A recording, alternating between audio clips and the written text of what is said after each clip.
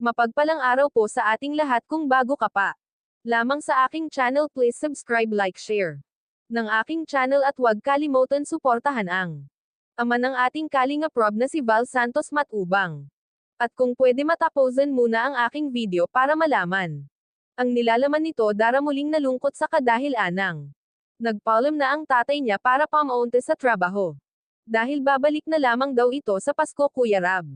Nalungkot din dahil nabawasan na naman ang kasiyahan sa mukha ni Dara. Sana naman po umuwi na ang ate niya para may kasama silang dalawa sa pagtapos ng bahay nila at pag-house blessing sa mga walang sawang nanonood at nagbigay kay Dara at sa mga nagmahal sa kanya. Sana po ay palakasin pa natin ang kalooban ni Dara dahil muling nanghina na naman ang kanyang kalooban sa kadahilanan ng pagpaalam ng kanyang tatay.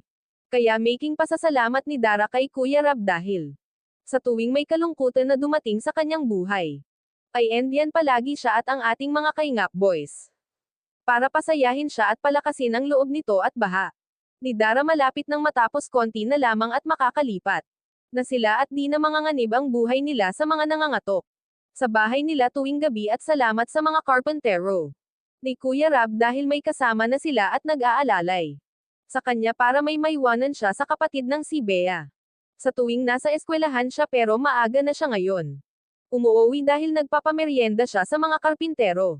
At nakakaaga na siya ngayon umuwi dahil may pamasahe na siya ngayon dahil binibigyan siya ni Kuya Rab ng pera galing sa mga sponsor ni Dara. Kaya malaking tulong ito kay Dara dahil nakakasakay na siya palagi pauwi gamit ang pera na binibigay ng mga mahal nating mga sponsor ni Dara. At salamat sa mga K-Boys dahil sila mismo ang naghahakot ng mga kagamitan para sa bahay ni Dara tulad na lamang ng tiles, pinto, pintora at marami pang iba. At sa mga nagpadala kay Dara ng mga regalo tulad na lamang ng bracelet, kwentes, maraming salamat po sa panonood ng aking video.